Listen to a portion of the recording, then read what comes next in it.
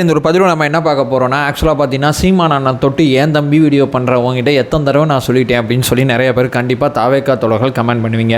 நான் மறுக்க என்னோட வீடியோக்களில் தெளிவுபடுத்திக்கிட்டு இருக்கேன். சீமான் அண்ணனை தொட்டு பேசுகிறது என்னோட வேலை கிடையாது. ஆனால் தொட வேண்டிய இடத்துல தொட வேண்டிய அவசியம் இருக்குது. ஏன்னா அவருடைய கட்சியில் அந்த 8% வாக்கு வங்கிக்கிட்ட தாவேக்கா எதிர்ப்பு அப்படிங்கிறத தலைவர் விஜய் அவர்கள் எதிர்ப்பு அப்படிங்கிற ஒரு விஷயத்தை உருவாக்கி கொண்டே இருக்காரு. நம்ம தொடர்ச்சி அதை மறுத்துக்கிட்டே இருக்கோம். அந்த வகையில் அவர் சரியில்லை அப்படிங்கிறத அந்த 8% வாக்கு வங்கிக்கு நம்ம தொடர்ச்சியாக உருவாக்க வேண்டிய தேவை இருக்குது. அதனால தான் இந்த காணொலிகளை நம்ம தொடர்ச்சியாக உருவாக்கிட்டு இருக்கோம். இதற்கு முன்னாடி அவரை எப்போ தொட்டு பேசணுங்கிறது எனக்கு ஞாபகம் இல்லை. 7-8 காணொலிகள் அவரை தொட்டு நம்ம பேசியிருக்கோம். அந்த வகையில் இன்றைக்கி நம்ம பேச போகிறது மிக முக்கியமான காணொலி. இந்த காணொலி பார்க்குற நாம் தமிழர் கட்சி சொந்தங்கள் யாராக இருந்தாலும் நான் ரொம்ப நாகரிகமாக உங்களை அணுகிறேன். நீங்களும் நாகரிகமாக என்னை அணுகுங்க. ஏன் சொல்கிறேன்னா, நம்ம கேள்விகள் எதுக்குமே அவங்கள்ட்ட பதில் இல்லாதனால டக்குன்னு கெட்ட வார்த்தை பேசிடுறாங்க, டக்குன்னு என்னோட குடும்பத்தை எடுத்து பேசிடுறாங்க. ஆனால் அவங்களுக்கு நாகரிகமாக பேச தெரில. நான் ரெண்டு விஷயத்தை இந்த வீடியோவில் உங்கள்கிட்ட ஷேர் பண்ணிக்கணும்னு நினைக்கிறேன். ஒரு விஷயம் என்ன தெரியுமா, பேடு ரிவ்யூவராக அண்ணன் சீமான் அவர்கள் மாறிட்டாங்க. நான் ஆதாரப்பூர்வமாக இந்த வீடியோவில் நிரூபிக்கிறேன். ரெண்டாவது மிக முக்கியமான விஷயம் என்னன்னு சொல்லி கேட்டிங்கன்னா, இந்த மின்னம்படம் யூடியூப் சேனலில் பார்த்தீங்கன்னா ஒரு காணொலி ஒன்று வந்திருக்கும். அதில் சீமானன்ட்ட ஒரு யூபிஎஸ்சி ஸ்டூடெண்ட் வந்து ஒரு கொஸ்டின் ஒன்று கேட்டிருப்பாரு. மிகவும் பிற்போக்குத்தனமான கருத்தை அந்த மேடையில் பேசி கைத்தட்டு வாங்குறாரு. பார்க்கும்போது அவ்வளோ கஷ்டமாக இருக்குது. அதை பற்றியும் இந்த வீடியோவில் நான் தெளிவாக பேசணும்னு நினைக்கிறேன். ஒன் பை ஒன்னாக தெளிவாக பார்க்கலாம். உற்சாக வணக்கங்கள். வாங்க பதிவுக்குள்ளே போகலாம். இப்போ முதல் விஷயம் மக்களே, அண்ணன் ஏன் பேடு ரிவ்யூவர் நான் சொல்கிறேன்னா, இதற்கு முன்னாடி அண்ணன் எந்த படத்துக்கு ரிவ்யூ கொடுத்தாருன்னு சொல்லி கேட்டிங்கன்னா, இன்பன் உதயநிதி அவர்கள் வழங்கிய இட்லி கடை அப்படிங்கிற திரைப்படத்துக்கு ரிவ்யூ கொடுத்தாங்க. அதுக்கப்புறம் அண்ணன் தன்னுடைய ரிவ்யூ ஜாப்பை கொஞ்ச நாளைக்கு ஹோல்டு பண்ணி வச்சுருந்தாங்க. அதுக்கப்புறம் மறுபடியும் அண்ணன் எதுக்கு ரிவ்யூ கொடுத்துருக்காங்கன்னா, பராசக்தி திரைப்படத்துக்கு கொடுத்துருக்காங்க. இட்லி கடை ரிவ்யூ நீங்கள் எடுத்து பார்த்தீங்கன்னா, படம் வந்த உடனே ரிவ்யூ கொடுக்க மாட்டார். படம் வந்து கொஞ்சமாக ஓடி இன்னும் ஒரு 2 நாள் 1 நாள், அதாவது இந்த சேல்ஸ்லாம் அப்படியே டவுன் ஆகும்போது ஒரு பீக் ஒன்று தேவைப்படும்ல, அப்போ தான் அண்ணன் வந்து வருவாப்ல. இட்லி கடை படத்துக்கும் இதே பாணியில் வந்தாப்ல. அதே மாதிரி பார்த்தீங்கன்னா பராசக்தி திரைப்படத்துக்கு வந்திருக்காப்ல. பராசக்தி திரைப்படத்தை வந்து பார்த்துட்டு அண்ணன் ரிவ்யூ கொடுத்துட்டு, ரிவ்யூ ஒழுங்கா பார்த்தியா, ஒழுங்கா பார்க்காம எங்க அண்ணனை குறை சொல்லாத, இயக்குனர் கேட்டுக்கிட்டாரு, அவர் கேட்டுக்கிட்டாரு, அதனால எங்க அண்ணன் போய் படம் பார்த்தாரு, அதுல என்ன தப்பு இருக்கு? ஒரு நட்பு சக்தியா அண்ணன் இந்த மாதிரி செயல்படுறாரு, அதுல என்ன பிரச்சனை இருக்கு? சினிமாவில் அரசியல்வாதியை தேடாதான் தானே சொன்னாரு, சினிமாவே வேணான்னு சொன்னாரா அப்படின்னு சொல்லி ஏகபோகமாக குதிக்கக்கூடிய நபர்கள் அத்தனை பேருக்கு ஒரு விஷயம் சொல்லிடுறேன். இந்த படத்தை எடுத்தவங்க உங்களுக்கு நல்லா தெரியும் யார் என்ன ஏதுன்னு சொல்லி. அரசியல் ரீதியாக அந்த குடும்பத்தை எதிர்க்கிறீங்க. அரசியல் ரீதியாக அந்த குடும்பம் இந்த சினிமாவை பயன்படுத்தி என்னென்ன மாதிரி விஷயங்கள் பண்ணிட்டு இருக்குங்கிறது உங்கள் கவனத்துக்கு நான் விட்டுறேன். இது ஒன்று. ரெண்டாவது, பராசக்தி படத்தை பார்த்துட்டு வந்து அண்ணன் என்ன சொன்னார்னா, படத்தை படமாக பார்க்கணுங்க. அங்கே ஒருத்தன் கையை தூக்கி நின்னா பார்த்தியா சிவா, ஆனால் அது நானே கையை தூக்கி நிற்கிற மாதிரி இருக்குது அப்படின்னு சொல்லி ஏகப்பட்ட எலிவேஷன் அவருக்கே அவர் கொடுத்துக்கிட்டாரு. இது அத்தனையுமே நீங்கள் பார்த்துருப்பீங்க. படமாக பார்க்கணும் அப்படிங்கிற மாதிரி அண்ணன் சொல்லியிருக்காப்புல. இதில் பெருசாக மொழி போகிற அதெல்லாம் பார்க்காதீங்க, ஜஸ்ட்டு போங்க, என்டர்டைன்மெண்ட்டாக இருக்கும். இந்த மாதிரி ஒரு சப்ஜெக்டை தொட்டிருக்காங்க, ரொம்ப கடினமான சப்ஜெக்ட்லாம் அண்ணன் சொல்கிறாரு. நான் மறுபடியும் சொல்கிறேன், கடினமான சப்ஜெக்ட், தொடப்பட வேண்டிய சப்ஜெக்ட் எல்லாம் ஓகே. படமாக பாருன்னு சொன்னால் அது ஒரு கற்பனை கதையாக இருக்க வேண்டியதானே. உண்மை கதை அடிப்படையில் ஒரு படத்தை எடுத்துவிட்டு, உண்மைக்கு ரொம்ப தூரத்தில் தள்ளி ஒரு படத்தை எடுத்துட்டு அந்த படத்தை படமாக பாருங்கிறப்போ, ஈழத்தமிழர்கள் போராட்டத்தில் ஏகப்பட்ட படங்கள் வருது, ஏகப்பட்ட காட்சிகள் வருது. இந்த ஃபேமிலி மேன் அப்படிங்கிற ஒரு திரைப்படம்லாம் வந்துச்சு. அதில் ஒரு காட்சி தப்பாக இருக்குது அப்படின்னு சொல்லி அந்த தேட்டரை முத்துகைத குரூப் தானே நீங்கள் படமாக பார்க்க வேண்டியதானே. அது என்ன அந்த படத்துக்கு மட்டும் ஏகப்பட்ட கோவத்தை கிளப்புறீங்க? எப்படி இந்த காட்சி நீங்கள் பதிவு செய்யலாம் அப்படிங்கிற மாதிரிலாம் பேசுகிறீங்க. ஏன் அதை நீங்கள் படமாக பார்க்கல? இதை மட்டும் ஏன் படமாக பார்க்குறீங்க? ஆக்சுவலாக மொழிப்போர் போராட்டம் அப்படின்னு ஒரு படம் எடுத்துவிட்டு, தமிழ்நாட்டில் நடந்த மிக முக்கியமான போராட்டத்தை மையப்படுத்தி நான் ஒரு படம் எடுக்கிறேன்னு சொல்லிவிட்டு, இந்தியாவில் அத்தனை பக்கமும் அந்த படத்தை ஓட்டணும் அப்படிங்கிறதுக்காண்டி இந்தியாவில் நடந்த மொழிப்போர் போராட்டம் மாதிரி அந்த படத்தை சித்தரித்து ஊருக்கு ஒரு மொழியில் அந்த படத்துக்கு வாசகம் சொல்லி ஏகப்பட்ட குளறுபடிகளோடு அந்த படத்தை எடுத்து மொழிப்போர் தியாகிகளோட வரலாறை கொண்டாடுவாங்க அப்படின்னு எதிர்பார்த்தா அந்த குழு நேரடியாக போயிட்டு பிரதமர் நரேந்திர மோடியோட பொங்கல் கொண்டாடுறாங்க. ஸோ ஃபேக் நியூஸ் மூலமாக ஏகப்பட்ட மோசடி பண்ணி ஒரு அறமற்ற ஒரு ப்ரொடக்ஷன் ஹவுஸுக்கு போய் அண்ணன் ரிவ்யூ கொடுத்துக்கிட்டு இருக்காரு. இந்த ரிவ்யூவை நான் என்ன சொல்லுவேன், இட்லி கடையில் நிப்பாட்டினாரு, அடுத்து பராசக்திக்கு வராரு. நடுவில் நான் ரொம்ப நாகரீகமாக கேட்குறேன், நல்ல படத்தை உங்கள் அண்ணன் கொண்டாடுவார்னா சிறை அப்படிங்கிற திரைப்படம் வந்துச்சு. அந்த திரைப்படம் எவ்வளவு பெரிய ஆகச்சிறந்த படைப்பு, அத்தனை பேருமே அந்த திரைப்படத்தை கொண்டாடினாங்க. ஏன் அந்த திரைப்படத்தை உங்கள் அண்ணன் ரிவ்யூ பண்ணல? எங்கள் அண்ணன் ரிவ்யூ பண்ணாருங்க, அந்த நிகழ்ச்சிக்கெலாம் எங்கள் அண்ணன் போனார்லாம் சொல்கிறீங்க. நிகழ்ச்சிக்கு அப்புறம் அந்த படம் ரிலீஸ் ஆன பிறகு அண்ணன் ஏன் ரிவ்யூ பண்ணல? பணம் கொடுத்தா மட்டும்தான் ரிவ்யூ பண்ணுவாரா? பணம் கொடுக்கலனா ரிவ்யூ பண்ண மாட்டாரா? நல்ல படைப்புகளை கொண்டாடணும், நல்ல படைப்பாளர்களை கொண்டாடணும் சொல்கிறவரே சிறைப்படத்தை ஏன் தவிர்க்க விட்டார் அப்படிங்கிறத நான் இங்கே கேட்குறேன். அதாவது இவர் எப்படி இருக்காருன்னா, இது வந்து அவருக்கு ஒரு அரசியலில் ஒரு வியாபாரம் மாதிரி. சினிமா படம் வரும்போது அந்த நிகழ்ச்சியில் பங்கேற்கிறது மூலமாக ஒரு ரூபா கொடுவேன், ஒரு 50 ரூபா கொடு, ஒரு 2 லட்சம் கொடு, என் தம்பி சாட்டே ஒரு வீடியோ போடுவான், ஒரு 2-2.5 லட்சம் தட்டி விட்டினா உன் படத்தை ப்ரமோஷன் பண்ணுவோன்னு சொல்லி அரசியல் களத்தில் இதையும் ஒரு தொழிலாக அண்ணன் பார்த்துட்டு இருக்காரோ அப்படிங்கிற மாதிரி தான் எனக்கு தோணுது. ஆனால் இவர் நமக்கு என்ன அறிவுரை கொடுப்பார்னா, சினிமாவில் தலைவனை தேடாத, நீ அரசியல் களத்தில் தலைவனை தேடு. இவர் போய் சினிமா ரிவ்யூ, அதாவது தமிழக அரசியல் களத்தில் ஏகப்பட்ட சினிமா ரிவ்யூ கொடுக்கக்கூடிய ஒரு அரசியல்வாதி யாருன்னு சொல்லி கேட்டிங்கன்னா எனக்கு தெரிஞ்ச அண்ணன் சீமான் அவர்கள் தான். வேற யாருமே ரிவ்யூ இவ்வளவு கொடுக்க மாட்டாங்க. ரிவ்யூ முழுக்க கொடுத்து படத்தெல்லாம் போய் பாடுங்கன்னு சொல்லி இந்த இளைய சமுதாயத்தை படத்தை நோக்கி நகர்த்தி விட்டு, எப்பா படத்தில் தலைவனை தேடாதப்பா, அரசியல் களத்தில் தலைவனை தேடுப்பா, போராட்ட களத்தில் தலைவனை தேடுப்பான்னு சொல்லி இந்த பக்கம் தத்துவங்களை அள்ளி விடுவாப்புல. ஸோ முழுக்க பெய்டு ரிவ்யூ தான் பண்றார் அப்படிங்கிறதா அபட்டமான உண்மை. இதை நான் முதல்ல பதிவு செஞ்சிடறேன். இப்போ ரெண்டாவது மிக முக்கியமான விஷயத்துக்கு நான் வந்துடுறேன். ஆக்சுவலாக மின்னம்பலம் அப்படிங்கிற ஒரு யூடியூப் சேனலில் ஒரு வீடியோ வந்து போயிட்டுருக்கு. எல்லா தலைவரையும் கூப்பிட்டு ரொம்ப நல்ல நிகழ்ச்சி அது நடந்துக்கிட்டு இருக்காங்க. அதில் ஒரு யூபிஎஸ்சி ஸ்டூடெண்ட் வந்து சீமானன்ட்ட ஒரு கொஷின் கேட்குறாங்க.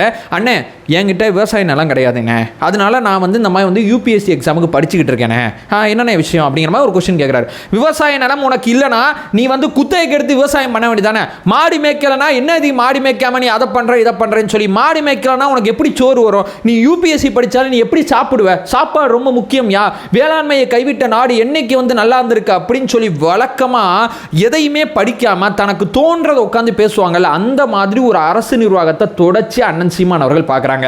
அண்ணன் சீமான் அவர்கள் என்ன சொல்றாங்கன்னா, இல்ல முழுக்க விவசாயத்தை அடிப்படையாக வச்சு தான் என்னுடைய கவர்மெண்ட்டை நடத்துவேன், தற்சார்பு பொருளாதாரம் அப்படிங்கிறத மேடை தோறும் தொடர்ச்சியாக பேசிட்டு இருக்காங்க.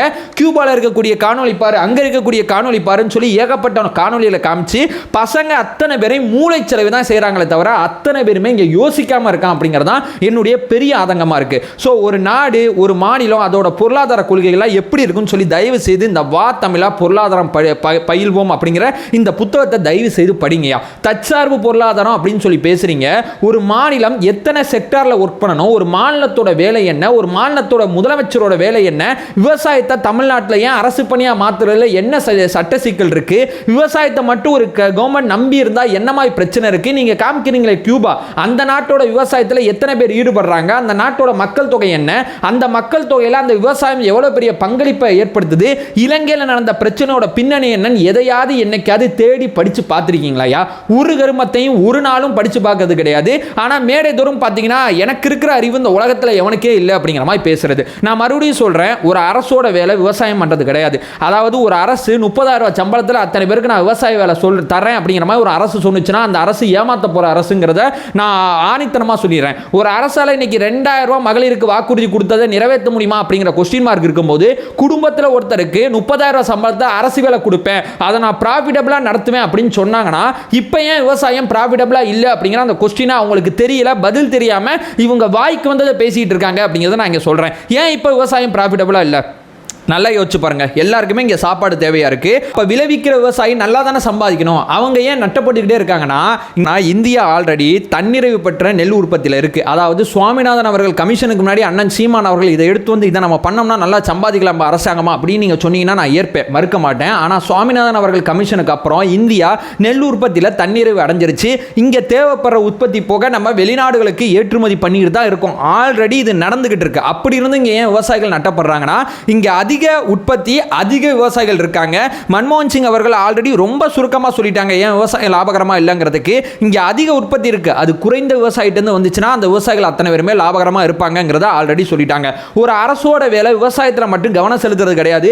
வரவன் போறவன் அத்தனை பேரை மாடுமேன்னு சொல்றது ஒரு அரசோட வேலை கிடையாது. ஒரு அரசு விவசாயத்துறையிலையும் கவனம் செலுத்தணும், ஒரு அரசு உற்பத்தி துறையிலையும் கவனம் செலுத்தணும், ஒரு அரசு சேவை துறையிலையும் கவனம் செலுத்தணும். 3 செக்டார்லையும் தேவைப்படுற வேலை வாய்ப்புகளை ஒரு அரசு உருவாக்கி கொடுக்கணும். அதுபோக ஒரு யூபிஎஸ்சி ஸ்டூடெண்டா வர அரசை நிர்வகிக்கக்கூடிய இடத்துக்கு போகணும்னு நினைச்சாலும் அதுக்கு தேவைப்படுற அத்தனை விஷயங்களையும் லஞ்ச லாவணியம் இல்லாம அந்த துறையும் ஒழுங்கா வச்சுக்கணும். இந்த 4 செக்டார்லையுமே அரசு வேலை செஞ்சா மட்டும்தான் அந்த அரசு ஒரு நேர்மையான உண்மையான அரசா இருக்க முடியும். ஸோ வர்றவன் அத்தனை பேரும் ஒரு விவசாயம் மட்டும் பண்ணிட்டு இருந்தான்னு வைங்களேன். உதாரணத்துக்கு சொல்றேன், வெள்ளம் வந்து போச்சு அந்த வருஷம், விளைச்சல் அத்தனையுமே மோசமாயிருச்சு. அரசு என்ன பண்ணும்?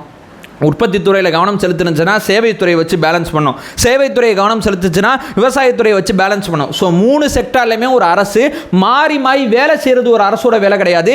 வேலை செய்கிறதுக்கு தேவைப்படுற வசதிகளை ஏற்படுத்தி அதன் மூலமாக வரிவாயை பெருக்கிறது தான் ஒரு அரசோட வேலை. அதை விட்டு வர்றவன் போகிறவன் அத்தனை பேரையும் நீ விவசாயம் பண்ணுன்னு சொல்லி ஏதோ கூலிக்கு 10 ரூபான்னு சொல்லி வர்ற போகிற அத்தனை பேரையும் ஏகப்பட்ட போலி காணொலியை காமிச்சு ஒரு முட்டாள்தனமான வாதத்தை முன் வச்சு அரசியல் பேசிட்டு இருக்காரு. இவர் பேசுகிற அரசியல் சரின்னு சொல்லி இங்கே 10 பேர் ஃபயர் விட்டுக்கிட்டு இருக்கா. ஸோ அரசியல் களத்திலையும் ஒரு நேர்மையான ஒரு நிர்வாகத்தை இவர் முன்வைக்கவே இல்லை. இது என்னுடைய ஆணித்தனமான கருத்து. இவர் அதிகாரத்துக்கு வந்தால் என்ன தெரியுமா, இவரை பற்றி நான் சுருக்கமாக ஒரே ஒரு விஷயம் சொல்லிட்டு இந்த வீடியோ முடிச்சு வச்சுக்கிறேன். ஆக்சுவலாக ரொம்ப சிம்பிளாக சொல்லணும்னா, இந்த அமெரிக்காவில் டொனால்ட் ட்ரம்ப் ஒரு விஷயம் பண்ணிட்டு இருக்காரு பார்த்தீங்களா, இஷ்டத்துக்கு ஏதோ ஒன்று பண்ணிட்டு இருக்காருல்ல, அது மாதிரி இந்தியாவோட பிரதமராக இவர் பண்ணா கூட நான் எதுவும் கேட்க மாட்டேன், அரசியலமைப்பு உரிமை கொடுத்துக்கிறேன், நான் புரிஞ்சுப்பேன். தமிழ்நாட்டோட முதலமைச்சராக இருந்துக்கிட்டு ட்ரம்ப் மாதிரி நடந்து பாருங்க. அவர் தமிழ்நாட்டோட முதலமைச்சராக இருந்துக்கிட்டு மாநில சுயாட்சிக்கு இங்கே அவ்வளோ கஷ்டப்பட்டுக்கிட்டு இருக்காங்க. மாநில சுயாட்சிக்கான கோரிக்கையை அண்ணா அவர்கள் காலத்திலேருந்து தமிழ்நாட்டில் பேசு பொருளாக இருந்துகிட்டே இருக்கு. இப்போ வரைக்கும் மாநில சுயாட்சி நமக்கு பெருசாக கிடைக்கல. நிறைய உரிமைகள் மத்திய அரசு கிட்ட தான் இருக்கு. இந்த போராட்டம் இவ்வளோ நாள் நடக்கும்போது அண்ணன் வருவார், எப்பா இலங்கை பிரச்சனைக்கு என்னப்பா தீர்வுனா கையில் குண்டு வச்சு தூக்கி போடு பார்த்துக்குருவோம். ஐயா போருக்கு பிரச்சனை சண்டை சச்சர வாய்ப்புமையா அப்படின்னு கேட்டால் அதெல்லாம் எனக்கு கிடையாது சார். ஜிஎஸ்டினால இந்த மாதிரி பிரச்சனைனா கொடுக்காத ஜிஎஸ்டி எது கொடுக்குறேன்னு கேட்பாரு. ஜிஎஸ்டி எப்படி கட்டுறாங்க கூட அண்ணனுக்கு முதல்ல தெரியாது. ஐயா கர்நாடகா கேரளா தண்ணி தர மாட்டாங்கன்னா இங்கேருந்து கரண்ட் தராத, வேலை முடிஞ்சு போச்சு, அவன் தண்ணி தர மாட்டானா கரண்ட் தர மாட்டோம் அப்படிம்பாரு. ஸோ எதை பற்றியுமே அடிப்படை புரிதல் இல்லாமல், எதற்குமே நிரந்தர தீர்வு இல்லாமல் ஒரு அரசியல்வாதி வாயை வச்சு மட்டும் தமிழ்நாடு அரசியல் களத்தில் பொழைக்கிறார்னா எனக்கு தெரிஞ்சு அண்ணன் சீமான் அவர்கள் மட்டும்தான், வேற யாருமே கிடையாது. ஸோ ஒரு அரசு நிர்வாகம் எதை பற்றியும் எந்த கருமாந்திர புரிதலுமே இந்த குரூப்பு கிடையாது. ஆனால் மேடை தூரம் பார்த்தீங்கன்னா நாங்கள் தான் கொள்கைவாளி, நாங்கள் தான் பயங்கரமான ஆளுன்னு பேசுவாங்க. உள்ளபடியே சொல்கிறேன், இவங்க வளரவே இல்லை. இவங்களுக்கு ஒரு புத்தக அறிவும் கிடையாது, அதே நேரத்தில் நிர்வாக அறிவும் கிடையாதுங்கிறதான் யதார்த்தமான உண்மை. அதை சொல்லிட்டு இந்த வீடியோ என் பண்ணிக்கிறேன். அந்த மின்னம்பலம் தொலைக்காட்சியில் மட்டும் நான் உட்காந்துருந்தேன்னு வைங்களேன், சத்தியமாக சொல்கிறேன், அந்த வாய்ப்பு எனக்கு வந்துருந்துச்சுன்னா சீமானவர்களை கிழிச்சு எடுத்திருப்பேன். அதான் யதார்த்தமான உண்மை. ஆனால் மிஸ் ஆயிடுச்சு. அந்த யூபிஎஸ்சி ஸ்டூடெண்ட் வந்து ஏதோ அண்ணன் சொல்கிறது கரெக்டு தான் போலான்னு சொல்லி மைக்கை உள்ளே வாங்கி வச்சுட்டாங்க, அல்லது அவரை பேச அனுமதி மறுக்கப்பட்டுச்சான்னு தெரியல. ஸோ அந்த தருணம் நமக்கு கிடைக்கல அப்படிங்கிறது தான் நம்மளுடைய பிரதானமான வருத்தமாக இருக்குது. நான் சொல்கிற கருத்துக்கள் அத்தனையும் பார்த்துட்டு என் கருத்துக்கு மாற்று கருத்து இருந்தால் வீடியோவோட கமெண்ட் செக்ஷனில் வைங்க. அதை விட்டு நான் வீடியோ ஆரம்பத்தில் சொன்னபடி என் குடும்பம், என் அம்மா, என் அக்கான்னு சொல்லி என்னுடைய உறவுகளை திட்டுறது பேரு என் வாதத்துக்கு பதில் வாதம் இல்லாமல் நீங்கள் ஆபாசம் அப்படிங்கிற ஒரு வாதத்தை எடுத்தீங்க அப்படிங்கிறதா யதார்த்தமான உண்மை.